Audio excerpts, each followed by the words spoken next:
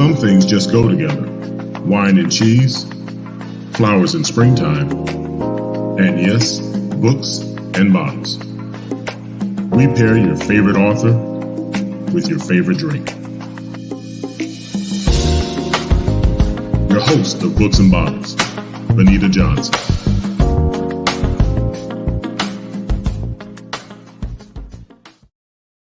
Hello and welcome to Books and Bottles. I'm your host, Benita Johnson.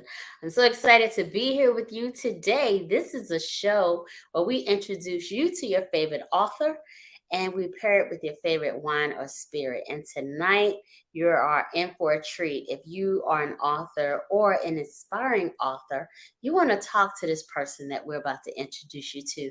If this is your first time with us, welcome. Sit back, relax, and enjoy the show. If you've been with us before, we love to have you back. Whether you're new or you're a veteran, please share. We want to grow our audience. So I want to jump right into the show because I think this is the first time in our 3 years. We're in our second half of our third season. I want to jump right in because this is the first time we've had a literary agent on the show. And I think every author wants one of these. So without further ado, I want to introduce you to Miss Leslie Varney. Hello, Leslie. Hello, good evening. It's so Welcome nice to to the meet you show. all. Welcome to Books and Bottles. Thank you. So It's we're very going to just exciting. jump right in. What exactly is the role of a literary agent? Um, in the most vulgar of terms, I've been called a book pimp or an author pimp. But basically, what our role is to find people who have a lot of talent and a book or an idea, usually a book. We want to have, the completed manuscript and help them polish that to the point where it is ready to be submitted. And then we submit it to editors. We keep an eye on the market to make sure, this is what's current, who is looking for what, that kind of thing. And then once we found someone who does want to represent it, we also negotiate the contract. And we keep a hold of that contract and negotiate further as your career goes on. So we're going to get all into the DNA of everything that you just said because what you said is super important. So let's say I'm going to be the new jack. I'm the neophyte and I just wrote a book. And of course, we all write our books and we think our books are the best sellers, right? Oh, yeah. So I want a literary agent and I come to you with my story. So, when you receive something, do you say, okay, there are certain things that are hot right now, or um, do you just kind of say, okay, this is a good story? How do you decide this is a person that you want to take on? Um, Several things are going to go into that. The first and foremost is that my partner and I are dedicated to primarily meaning first and foremost, representing people who have traditionally been marginalized in the publishing industry. Hmm. So that is one part of it.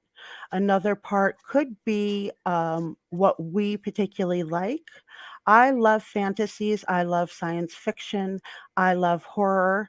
I am I'm not as snobby as a lot of other literary agents.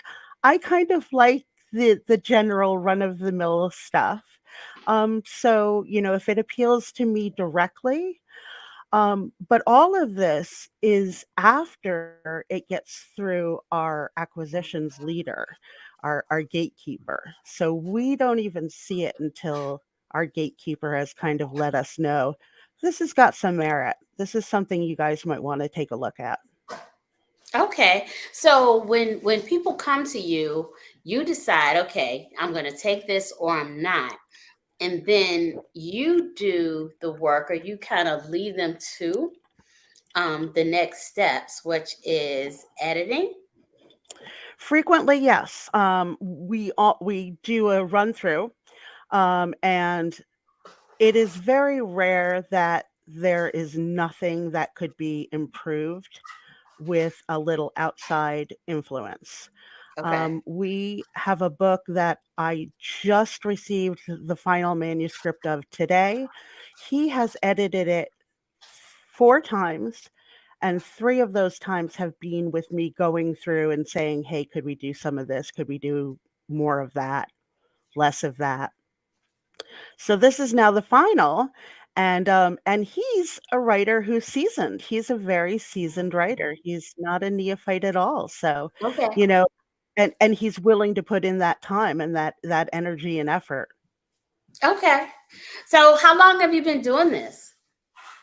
I've been doing this for 7 years now. I my mother owned her own literary agency prior to me, so I was, involved in that slightly. My partner was involved much more. Actually, both of my partners were involved much more than I was. Okay. Okay, so what makes you kind of like inspired to do this? Because I'm sure everything that comes to you, you kind of know, okay, some things are great and that's fantastic. But I'm sure some things are like you're like, this is kind of hard. So, I mean, what keeps you motivated and kind of want to take on these projects? Yeah, yeah, absolutely. I have not yet become jaded. It is That's great. wonderful. Yeah, it's so lovely to read wonderful stuff and to know that this person has creativity and has a way of looking at things that you've never thought of, and to help them bring that and shine that. And even if it were never to get picked up, which I hesitate to ever believe, it's still brilliant. You have So when you achieved say picked so up, what does much. that mean? Like if people like choose to buy the book, what do you mean by picked up? I meant published, actually Okay. published by a traditional publisher, somewhere along that line. Okay. Even even small publishers, sometimes you just can't get a book sold no matter how wonderful it is. It's Sure. the wrong time for it. Circumstances just conspire terribly. It's unfortunate, but it happens. There's a lot of luck involved in this industry, which is, again, a bit unfortunate, but it's the truth. Yeah. So, do you have a favorite genre? And before you answer, I'm going to ask you what's the most challenging genre for you? My favorite genre is, oh gosh, I don't know, the sci-fi. You gotta smush them together, sci-fi fantasy. I can't Oh, separate them, I love them both. I get And a it. challenging one, I think that, erotica is a little challenging for me, but, I Okay. want to be very open to it, and, I think as I say, some literary fiction, particularly if it's very much old school male eye, male gaze, I have a very hard time. I have a very hard time identifying with that. I get it. So I get it's a it. little bit. And I feel you on like the sci-fi futuristic type things because we've had some amazing authors on the show, and sci-fi isn't my first love. But, being a host of a literary show, I've been very open. I've read everything. And so I've kind of Mm, fallen in love with a few things that I thought I would never appreciate. So I do understand, um, you know, I understand what you say. So I want to yeah. drill down into why would a person need a literary agent? You don't necessarily. Okay. It depends on what your goals are. Um, there are many people who get published by smaller publishers, Hmm. and they just submit on their own. But even a lot of the smaller publishers will not take submissions unless you're represented. And there Hmm. again is another, it's like a gatekeeper, and I don't think it's necessarily always an effective gatekeeper. But it is where the industry stands at this point. A lot of But them do you also, feel, though. I'm Oh, sorry to cut you off, but do you feel that's because there are some contractual type things that the literary agents are experienced in that maybe a new author is not, and so these publishing houses would rather deal with somebody who's experienced, because some of these people are huge, and they don't have time to break down everything to the granular aspect of it. And so maybe they feel like, okay, if you have mhm. representation, you trust this person, so we're going to deal with this person because this individual is experienced. Yeah, I think it is, to a certain extent, that is definitely part of it. I think another part of it is if they didn't have that set up, they themselves would be receiving all of the submissions that all of the agents in the country are receiving. So they have that difficulty going for them as well. Hmm. It's a hard balance to kind of find what you want, and you come to trust the agent's taste enough to be Okay. able to say, "Oh, I get this person knows what I'm looking for. Let me take a look at what they've got." Okay. So I'm sure we have some folks out here who we have a lot of aspiring authors and authors Yay. who tune into Books and Bottles. We could very well have some folks who want to be in your seat. What would you say is the best course to become a person, not an author, but a person who helps authors move to the next level in terms of, that's how I see you. Folks come to Right. you and you kind of, clean up their stuff and get it polished. And your goal is to get them to where they want to be. How do people become Leslie?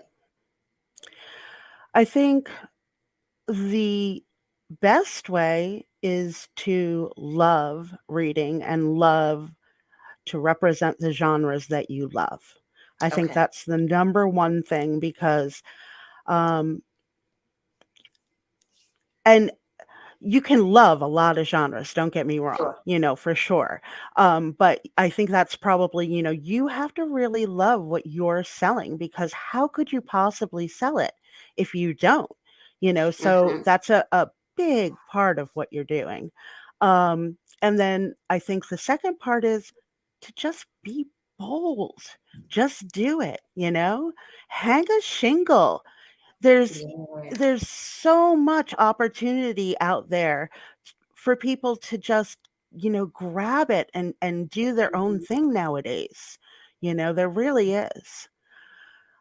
On the I other like that. hand, I there. like that because you're telling people to push through the fear, Yeah. to worry, Yeah. stop worrying about what other people think of you and kind of just do it. Because, I always say if you like it, somebody else loves it.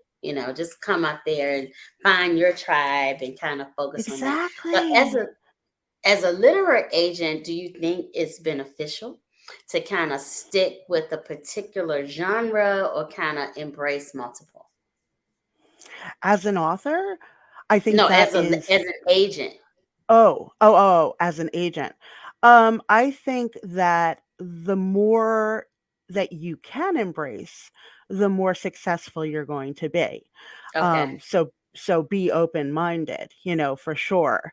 Um, but there are certain things that are hooks, where even if you didn't necessarily like it, you can see why it was somebody else decided to represent it. Yes. You can see where the hook was. And so that's also a big thing is, as you said, if you like it, somebody out there's going to be somebody else who likes it, you know? Yeah. Be careful though, because you can also get yourself a reputation, and Okay. that can be something difficult to overcome. So you'll kind of be So, trapped in a certain space. Is that what you're saying? yeah, yeah, you can become trapped. You can become trapped if you do things like self-publish. Mm. Unless you have amazingly stellar numbers, you're not gonna get a publisher out of that. You're just not, because you've already tapped, in their eyes, you've already tapped that book. You've already sold as much of that book as you can sell. So give us a So, round number, as close as you can, to what's that number that you sold out of your trunk, and you're not, a publisher may say, and you've done enough, we're not going to pick you up. um, A you mean thousand, you mean 1,500. geez. Honestly, they're not going to pick up that book no matter what. It doesn't matter. They're not going to pick up that book. Because you So, sold too and many. That's why. well, Okay. no, because you've sold out the capacity of that book. No matter how many you've sold, you've been on the market and you've sold the capacity. You had your shot at that book in their eyes. Unless, as I say, Wow. it was like, like people were talking about it on all social media and, back and forth, then you're talking about a whole different, situation. But Okay. just for an average writer, yeah, and we have somebody who has been self-published. He did, I think, two series series. Both he self-published. When we met him, he was making like 72 grand a year Okay. on his self-published books. And That's great. we yeah, wonderful, right? We Hmm. can't get him published by a traditional publisher, Wow. so So when you say you can't, and I gotta bring in our other guests, but I gotta get this because this is important. So when you say you can't get him published by a traditional publisher, is it for that book or anything in the future? any we've only had one other book to represent. And so all of his self-published stuff, we told him keep. That's his source of money. That's his income stream. Absolutely. We have nothing to do with that. That was, before, during, and, but that's all his. So we have sold his audio rights for those, but Okay. that's only because it was a future deal. But we only have one new book from him, but we can't get that one sold. And And you part can of get the that, reason, you feel like it's because he's been so successful with his self promotion and self marketing arm that he did with his prior book. I think in his case, it's because he speaks to a certain audience that editors don't cater to at this moment. And that Mm, is a very old school science fiction, male gazy type of an audience. okay. He's a good writer. He's lively, and he's quite readable. He's you know what? He's like a really good beer, kind of medium build beer in the middle of summer. You come in and you just quaff it. He's very Okay. quaffable. Okay. So, but the editors aren't banking on that. They don't want to touch that, and who can blame them? Wow. Okay. So that's great information. And I know we need to have you back on the show because we are a lot of folks who want to be the next big thing in the literary world. And so we need to And help them we get want there. to help them do that. We wanna get them Absolutely. there. So you and I met before, and so it's because we have something else in common, and it's the wine Yeah. part. So I'm drinking because This it's a is the day that most ends in D O fabulous Y. part. So we're bringing in our great friend, and he's our boss in some capacity, Mr. Glenn Murray, the Hey, founder and Glenn. CEO of Wine Crawl. Hello, Glenn. Welcome back to the show. I'm surprised you let me back on. The second straight show I've been on, I think I just snuck in and Roger went to sleep at the wheel, probably. Yeah, it's Roger. I don't have a lot of control on who comes on. We got a boss over here.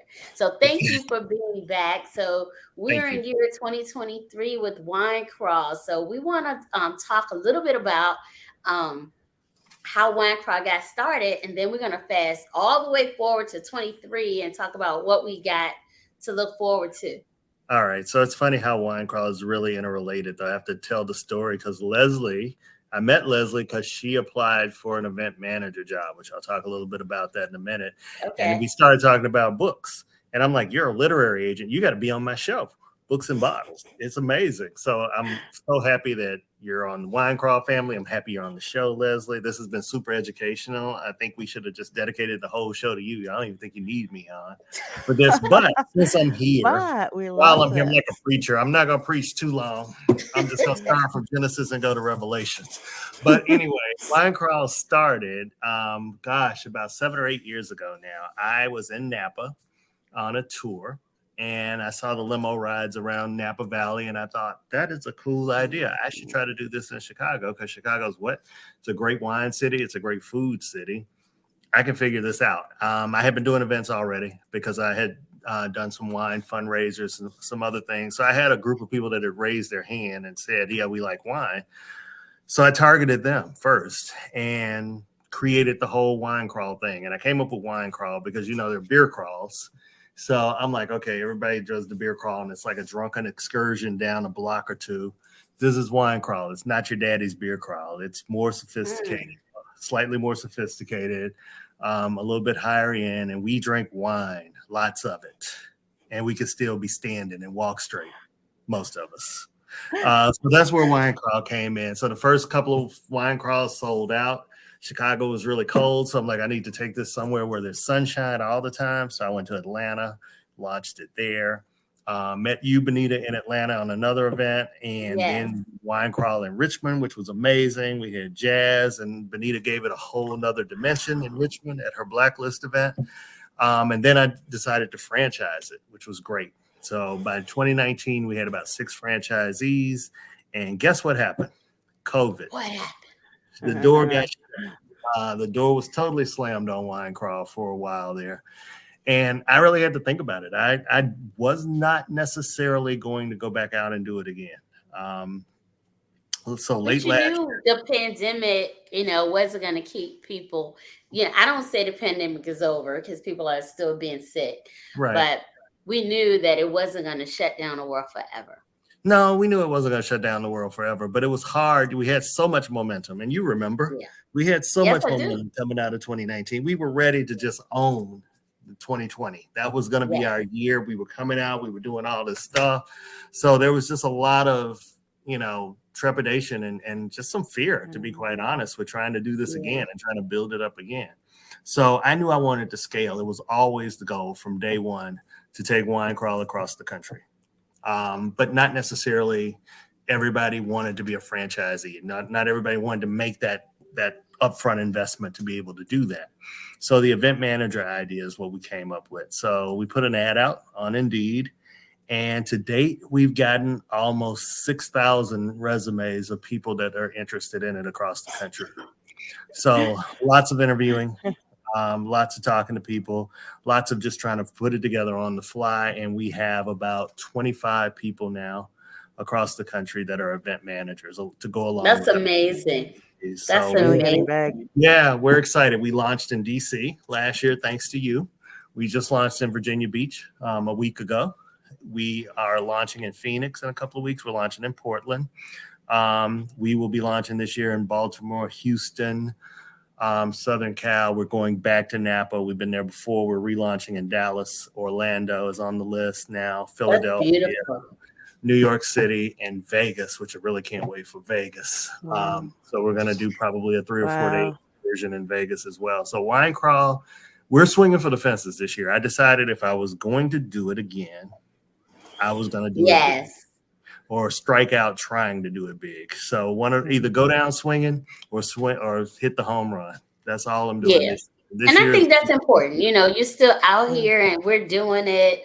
And, 2023 is going to be what we thought 2020 was going to be. True. So and I'm excited because we get to introduce the world to a lot of independent wine brands, a lot of chefs that you haven't heard of, a lot of just business people trying to make it out here and trying to get them break them into new markets. So it's really important to do that. So I still, publishing was what I started with. Wine Crawl is kind of what I'm into now, but it's still all about elevating people and helping them to be the best that they can be.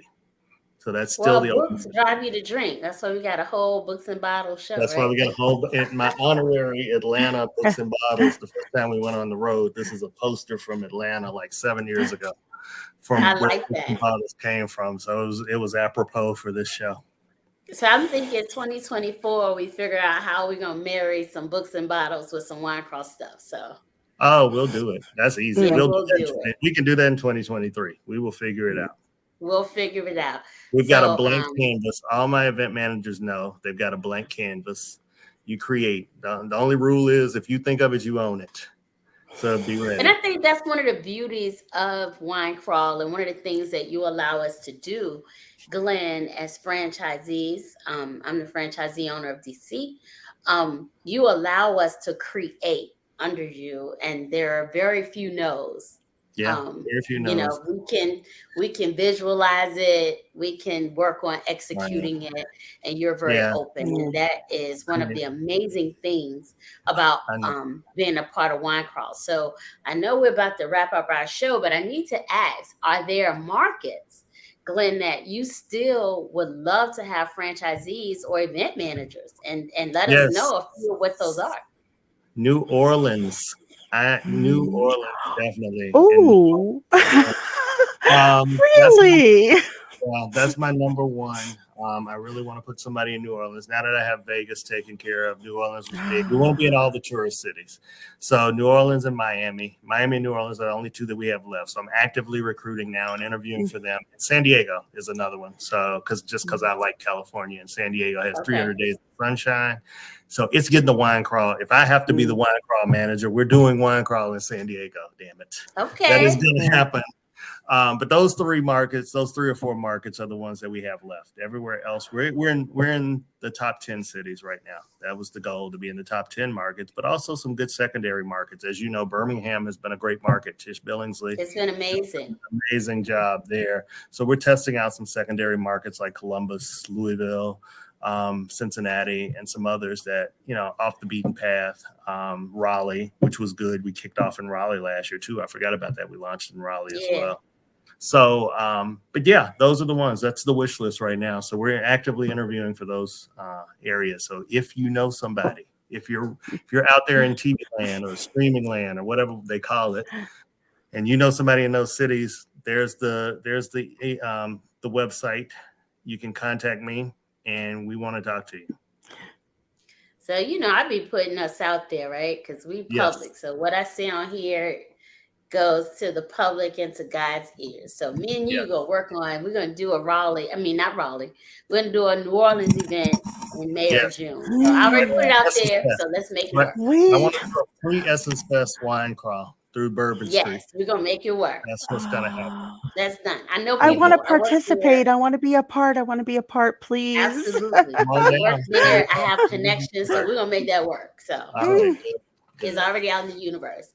So I had family living there for years. I miss them. Folks can get in touch with you at the website at www.winecrawl.wine. Leslie, how can people find you if they looking for a literary agent? L. Varney at Prentice, PRENTIS, literary.com. Only one S, guys. PRENTIS. Okay. Correct. Absolutely perfect. All right, y'all hit Leslie up. Y'all hit Glenn up. We thank you so much for tuning in. If you are an author and you want to be a part of Books and Bottles, please hit us up at info@grosprod.com. We love to have you on the show. I live these books, y'all. So y'all hit us up. I want to have you here and introduce you and your work. We thank you so much for tuning in tonight. If you are, I already said that. But what I want you to do is hit the share button because we want to grow our audience. If you're interested in Wine Crawl, again, hit up Glenn. We want to grow that Wine Crawl family. All right? Yeah. So thank you so much. Until next time, cheers. Cheers. Join us, Indie TV, where you will see the talk shows, movies, drama, action, and comedy. Be the first and see it first. Sign up now for free